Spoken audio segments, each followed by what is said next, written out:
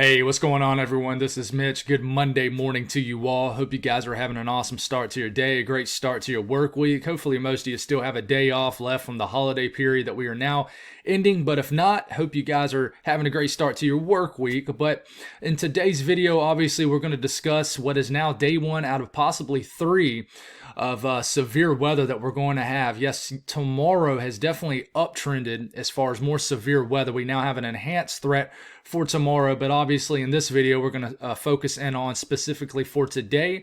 But at the very end of the video, we'll briefly mention how tomorrow could possibly could develop, but then in tonight's video we'll really focus in on tomorrow. There'll be a lot of awesome YouTubers out there that do a really great job of keeping you guys aware and updated of severe weather that go live.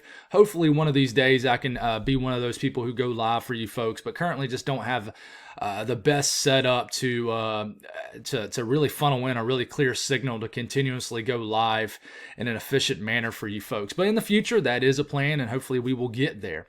But we're here to do our part here at Mitch West Weather to keep you guys updated for today, and we'll give you some really valuable information that should help you guys out going forward across the deep south and areas of the south central U.S. We're also going to talk about the winter weather part of this system and just try to figure out how much snow everybody's going to get, and then the big time ice storm that is going to be with this. So if you folks have not subscribed, certainly consider doing that. Like the video if you haven't. I really appreciate the feedback from the mic. It was crazy. It just did not sound that great when I was testing it out. And then I dropped it on YouTube within 5 minutes. I was like, wow, this sounds a lot better. And about 99% of the comments said it sounded much better. So thank you for the feedback with that. So if you folks got anything that I can pray about or pray over, please put it in the comments below. It gives me an opportunity to pray over it. And as always, it gives others an opportunity to do so too. And I promise you, others will do that. So here to talk severe weather. I know it's January. I just don't like talking severe weather in the winter months. It's my third least favorite, if I was to say, out of the big three: winter weather, severe weather, and the tropics. But it's part of weather, and it's arguably one of the most dangerous ones. So watches and warnings today. We'll start it off with this. We got winter storm warnings littering the central and northern plains up here in the north central U.S. You see all these purple areas? That is ice storm warnings, guys. So this is going to be a pretty intense ice storm for areas just north of Omaha. Almost gets into Des Moines, but not quite. But really, basically the northern to northwestern areas of Iowa and then southern sections of Minnesota certainly are going to be have an ice storm underway later this afternoon. This evening, you got flood watches up for the same areas. They're going to see a lot of nasty severe weather today. Then a lot of fog out there. Dense fog advisories ongoing right now, where fog is just there because just due to the fact that we have all this low level moisture ongoing, and there's just a lot of moisture in the atmosphere basically. But we take a look at our threat level today. It's still an enhanced risk. It has widened, is extended a little bit further northeast into the Quad States regions, and more into the Mississippi Valley area. Now it includes Memphis, Tennessee, Little Rock, right in the heart of the biggest severe weather threat today. Still includes Shreveport. Has not really extended further west at all, but watch out if you're in areas of eastern Oklahoma and certainly in northeast Texas today. Severe weather will be popping off as early this afternoon. So please be careful in these regions today. So I want to go on and throw this out there. By the time some of you folks watch this, I'm making this as of 7:05 Eastern Time, 6:05 in you folks' time and Central Time. So this could get upgraded to a moderate risk. So if it does, it's not that I'm giving you old information as of right now. This is the latest information. And this happens a lot on the day of severe weather.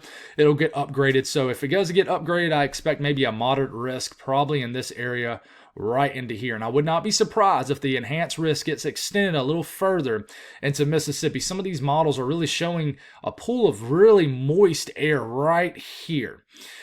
And with that, higher CAPE levels, things like that. But the tornado risk today, we'll go back down.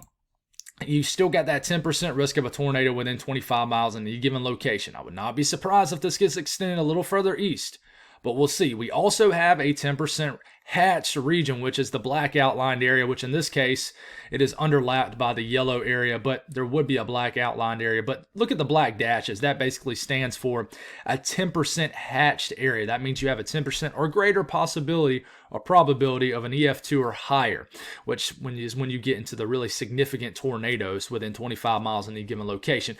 An EF0, EF1 tornado is damaging, but once you start to get above that, things really get serious, and it really can just completely demolish things like neighborhoods and just areas and things like that and businesses.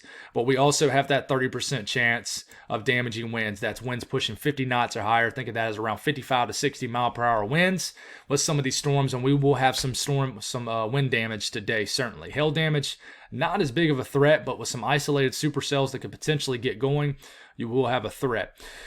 There is a threat tomorrow for an enhanced risk for severe storms. We'll talk about that more, and I should have just had this tab pulled up towards the end of the video, but we now have an enhanced risk of severe storms tomorrow.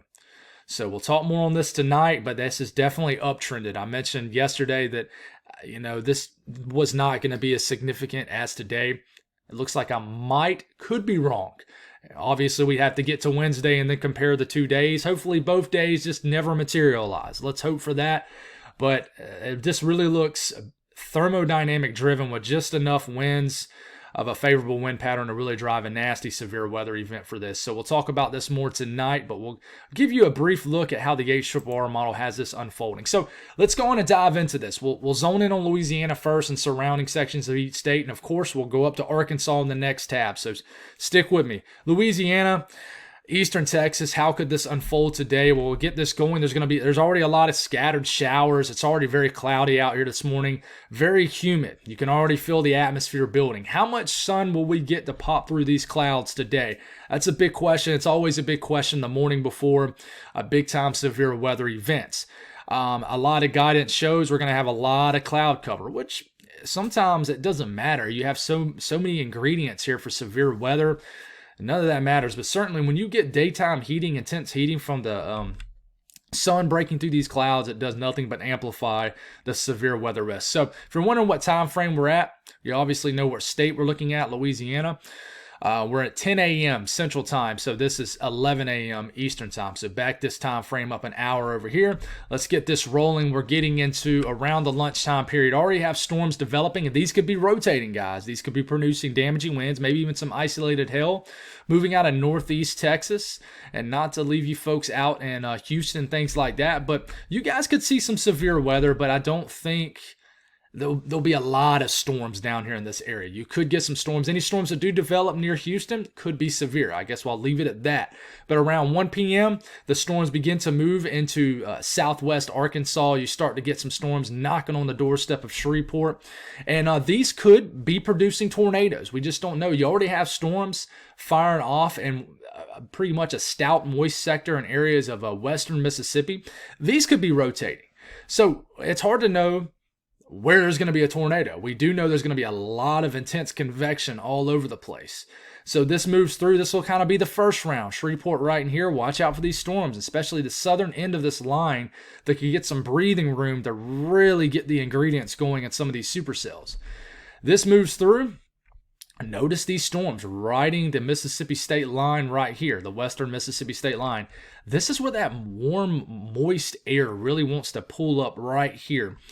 And you got to watch these storms around this the west side of Mississippi right here. These can be dangerous. And then look at these little supercells trying to get going in northern and northeast areas of Texas. These could produce a tornado. There will certainly, almost all these will have some rotation to them, but does it make it to the surface to be called a tornado? And then we'll watch another line of storms that moves through, and this is getting into after the sun goes down around 8 p.m. And we'll see how intense they are in Louisiana, but as of right now, it looks like the most intense will be a little bit further north, but a pretty nasty line of storms will develop around midnight in northern areas of Louisiana, and then along the Louisiana-Texas state line. These will start to move into northern Louisiana, and the low pressure begins to kind of continue to move northeast, and then this convection gets a tilt to it and then starts to just kind of move over the same areas. And this is where we could have a flooding risk. But you just have more showers and storms kind of going over this area. More begins to develop in eastern Texas back here. And then we're getting into sunrise for tomorrow. And it's still storming in this area. and these could be severe. So let's go on and talk about Arkansas, how this could get developed today. We'll start this off around 8 a.m. Arkansas time, Central time. A lot of scattered convection. Some of these little storms could pack a punch, but we don't expect this to be the worst of it right here. But we're getting into around the lunchtime period. And here comes this intense convection, really sloppy looking on the latest HRRR model. And this moves into southern and central areas of Arkansas. And there's a lot going on here. First off, you got convection popping up again here near Dallas.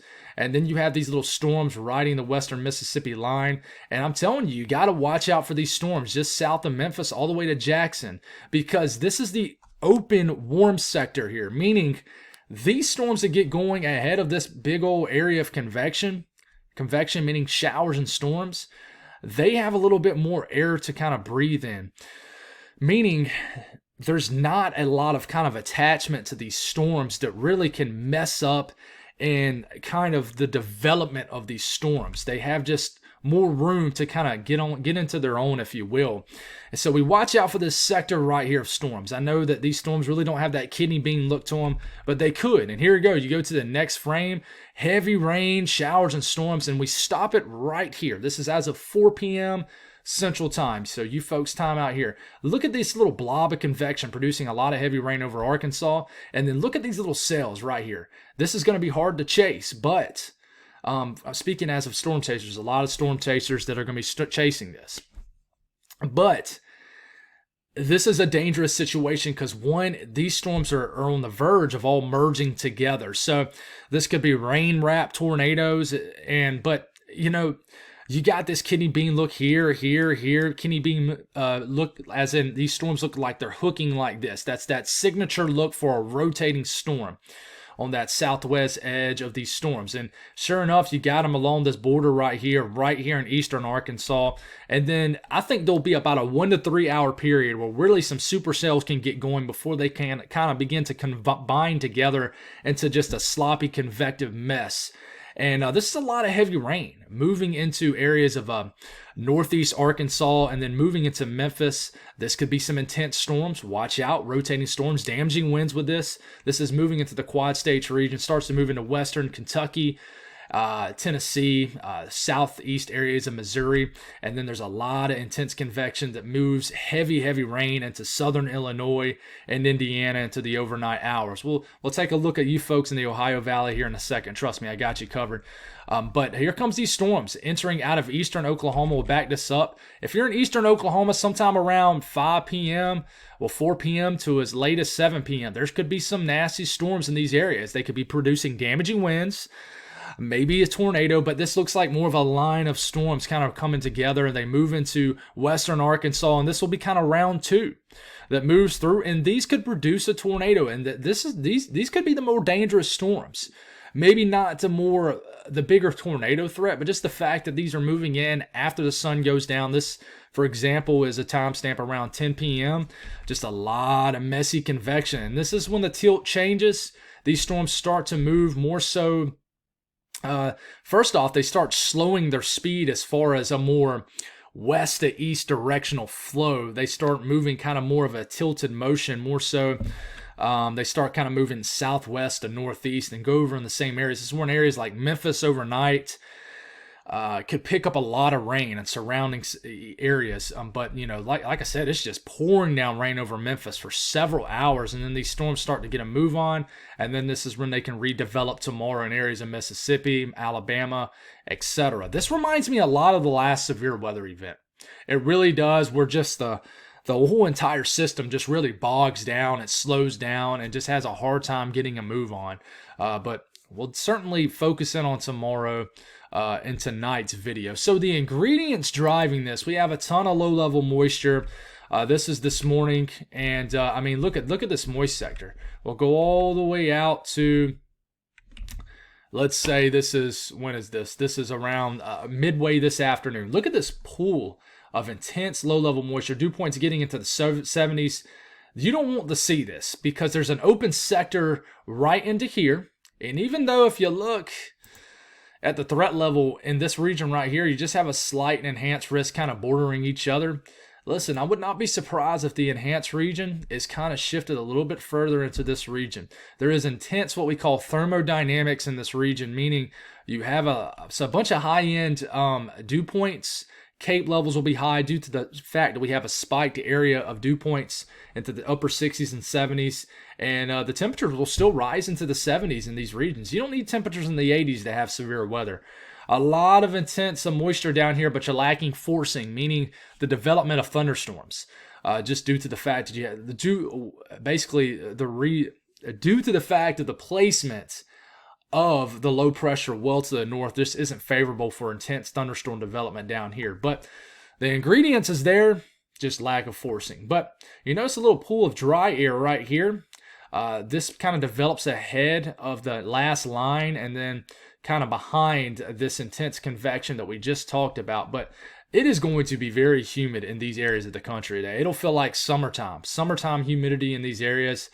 And listen, this is just one of the ingredients for severe weather. Intense moisture, dew points really high, humidity is what I'm trying to say. You look at the Cape levels in this region, and in response to these high-end dew points, look at the Cape levels. I mean, as early as late morning, you have Cape levels in the mixed layer Cape rising to not 10,000, man, that would be terrible. 1,000 to 1,500 joules per kilogram in eastern areas of Texas, northern Louisiana, and southern Arkansas. And then, as we are moving a little bit further in time, look at this. As we're getting into about mid-afternoon, look at these Cape levels at the mixed layer Cape right here. I mean, you got 1,200 to as high as 1,700 joules per kilogram. And look at this area, this pool right here. I really want to watch out for this region just south of Memphis and just north of Arkansas. You got Cape levels trying to flirt with 2,000 joules per kilogram, and this is not getting. In fact, you have pockets of Cape reaching 2,000 joules per kilogram. I think someone's going to get a strong tornado today, unfortunately. But we'll see what happens. Let's hope that's not the case. Let's hope that we're lacking like low-level shear, something. We're just lacking something that really gets this going. But listen, there's a ton of Cape out here, and just like what many severe weather events do, you have a lot of uptrending with these short-range models just ahead of a severe weather event. So let's hope this doesn't materialize. But I can tell you, you mix this with this low-level jet that really gets cranked up here. So basically, this is what we call the kinematics, the wind pattern, the wind energy that is favorable for severe weather. And as we're getting into about midday to early afternoon, look at this low-level jet beginning to enter. This is the wind screaming above our heads about a mile in the atmosphere, so close to where you can actually see the clouds moving a million miles an hour, it seems like. Low-level jet pushing 30 to 40, maybe as high as 45 knots in this region, and then even higher as we're getting into the afternoon and evening hours. I mean, look at this low-level jet pushing 40 to 50 knots. And then even in this favorable area that I keep mentioning, as high as 35 to 45 knots. I mean, you got plenty of winds, varying with height, changing in direction with height, and then speed shear, just going. It's there. You got the overlapping of the dynamics in place in this area. So a lot of these winds, it really intensifies as you get into the overnight hours. That's why you got to watch these storms that develop again. A lot of these could produce damaging winds, and some of these winds aloft will mix to the surface, meaning you'll have high winds right where you're standing. I picked out a sounding. This is in southern Arkansas, I believe, or either northern Louisiana. Of course, you can look at this, and it's a tornado hazard type down here. But you see this hodograph. This starts off in the upper levels of the atmosphere, and you see how it kind of hooks like this. It just tells you kind of the structure in a nutshell of how these storms can be. And you know, basically the southwest flank of these storms will be the ones that will produce the tornado. And you have a looping hodograph. Hodograph is basically what we see with how these storms are rotating. Another thing you look at, which was showing something different yesterday, is yes, you have dew points getting almost to 70 degrees in the surface. Temperatures well into the low to mid 70s. But look how these dew points kind of ride really close to the temperature, meaning you have a moist column, meaning the potential for some sloppy convection. But you notice, look how these dew points really drop once you get into the mid to upper levels of the atmosphere. We really weren't seeing that as much with these short range models last night. So that tells me that there's a little bit more dry air in the atmosphere. That isn't good, because what that means is the less interaction of these storms, the more that individual supercells can really get going. And if that happens, we'll have more of a tornado threat ahead of the main convection. You notice when these wind barbs, you got wind screaming out the south in the low levels, and then the higher up you get, the more they're coming out the southwest. And then you get way up in the atmosphere. I'm talking about several thousand feet up in the atmosphere. They're almost coming out the west. So there's changing direction with height. That's called shear, directional shear. So that's dangerous. We don't want that. We keep moving forward here, and we'll talk about the winter weather threat. So please be careful today. That'll be the last video I'll make on the severe weather for today. Like I said, there will be a lot of people going live to keep you guys safe. But for today, with this winter storm, it's already snow's already moving into southern areas of Nebraska, and then southern areas of South Dakota, western areas of Nebraska. This will continue as we're getting into about midday. Some intense snow begins to develop in areas of Nebraska, southern sections of South Dakota. You see some ice beginning to develop down here in the northeast corner of Colorado. We'll take it all the way out to about 4 p.m. Still snowing like crazy. This is beginning to enter areas of southwest Minnesota, even the far northwest corner of Iowa. And then this is when, I think, sometime later this evening into the overnight hours, there's going to be a dry slot somewhere in here where somebody doesn't get as much winter weather as maybe they want, or maybe they're happy that they don't. But right here, some heavy wet snow will be falling in north central areas of Nebraska. Could be a jackpot area, if you will, for the heaviest snow. You got low pressure nearby, relatively speaking, and this is really going to create a heavy wet snow. But then just a little bit further southeast, an ice storm gets going. You see this purple right here is sleet, the pink is ice, and the system is actually trending a little bit colder, so a little bit more snow can make its way into areas of northwest Iowa. But this isn't going to be a long-lasting storm necessarily. I mean, for areas like Nebraska, it could be, but there's going to be some intense precipitation, meaning you could have 2 to 3 inch per hour rates as far as snow in areas of Nebraska, South Dakota, and even areas of southern Minnesota. But this gets going. This is around 1 a.m. tonight. A lot of freezing rain falling in northern, just north of Des Moines. It could switch to some winter weather for you guys at the tail end of the system, but low pressure is riding really close by. But an intense ice storm gets going in this section of northeast Nebraska, northern sections of Iowa, even some nasty ice in far southern Minnesota, and then Minneapolis being right here. As we're getting into the 4, 5, 6 a.m. time frame, snow begins to get close to Minneapolis. Low pressure just taking its slow time, and this is why we're going to have a 3-day event potentially for severe weather in the south. It's the same thing that happened to the system a couple weeks ago. Low pressure just took its time going by, so you have the redevelopment of storms just firing up over the same areas. But we're talking about the snow at this point, but this low pressure is just kind of spinning around. This brings around a snow and a wintry mix for areas of Minneapolis. It's still snowing in areas of Nebraska, eastern areas of South Dakota. This brings a snow all the way up into central Minnesota. Here comes the low pressure still going, and then bring some backside snow into late tomorrow evening, into tomorrow overnight. For the areas that might have just seen rain like Des Moines, this could change to some snow. But this is as far out as we go, and I can tell you this winter weather just keeps going. If I was to keep this time frame going, it would still be snowing in certain areas. So really weird system that just is kind of riding the upper base, or the upper portion of this ridge up here as the jet changes. But snow just between now and the next 24 hours, guys, I mean, look how much snow could fall in northern sections of Nebraska. A foot and a half of snow. Same thing for the southern counties of South Dakota. This could be a big snow for you guys. 10 to 12, maybe 13 inches of snow for you folks. As far as freezing rain in these sections, a lot of freezing rain now is forecasted for areas of Nebraska. 1/4 inch to as much as a 40th of an inch of ice for areas of central Nebraska. I mean, dangerous ice is very, very close to Omaha. You literally just got to go a county north of Omaha, and you're getting into a big-time ice storm. And then a lot of ice showing up for northern sections of Iowa, anywhere from 1/4 to a 1/2 inch of ice. And you got a 1/10 to 1/4 inch of ice showing up in the far southern counties of Minnesota. Also, you go and look at let's go into the upper Midwest.